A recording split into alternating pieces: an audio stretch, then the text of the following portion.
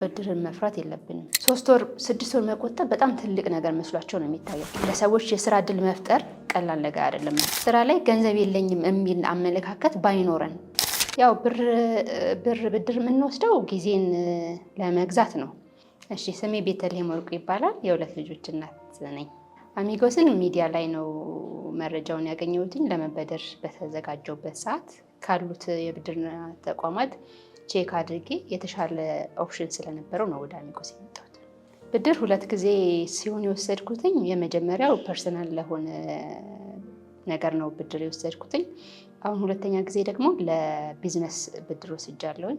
የመጀመሪያም ጊዜ ብድር ስወስድ በጣም በፍጥነት ነው ብሩን የወሰድኩትኝ እና ብድሩን በአግባቡ ስለመለስኩኝ 2ኛ ብድር ደግሞ 1 ወር ባልሞላ ጊዜ ውስጥ መውሰድ ችያለሁኝ ማለት ነው።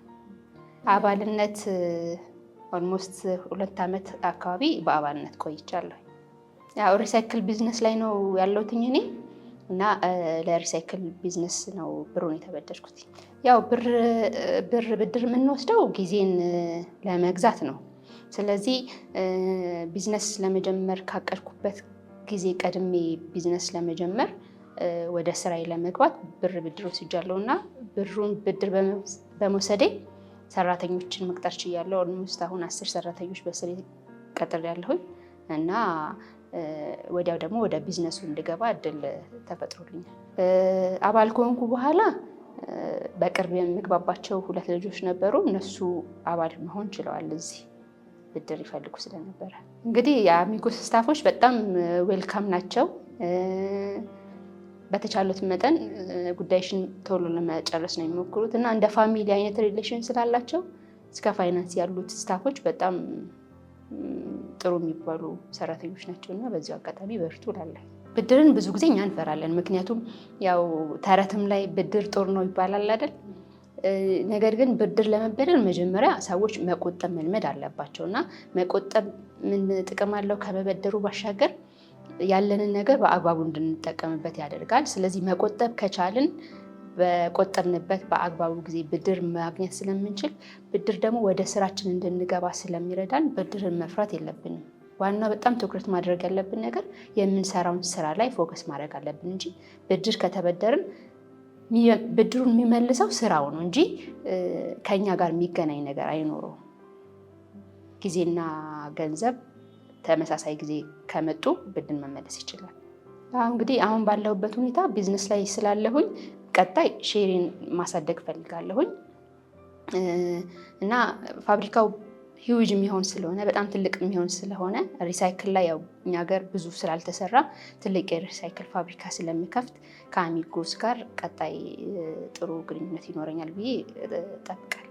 ብዙ ጊዜ ሰዎች ስለ ቁጠባ ያላቸው አመለካከት ስፔሻሊ ብድርን በተመለከተ 3 ወር 6 ወር መቆጠብ በጣም ትልቅ ነገር መስሏቸው ነው የሚታያቸው እና ግን በጣም ሰዎች መረዳት ያለባቸው ነገር 3 ወር ወይም 6 ወር ብዙ አይደለም።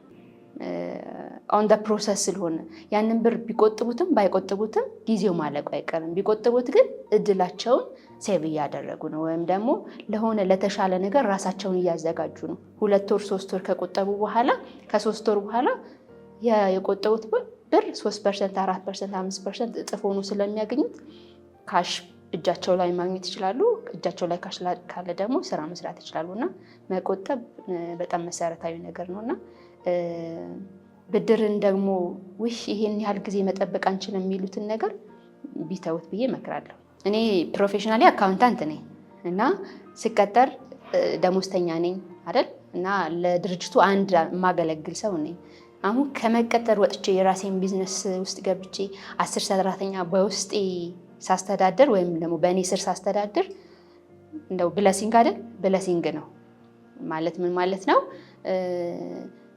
ለሰዎች የስራ እድል መፍጠር ቀላል ነገር አይደለም። በተለይ በትንሽ ካፒታል ተነስተክ እና ደስተኛ። በእኛ ሀገር ኮንቴክስት ብዙ ሴቶች የቤት እመቤቶች ናቸው።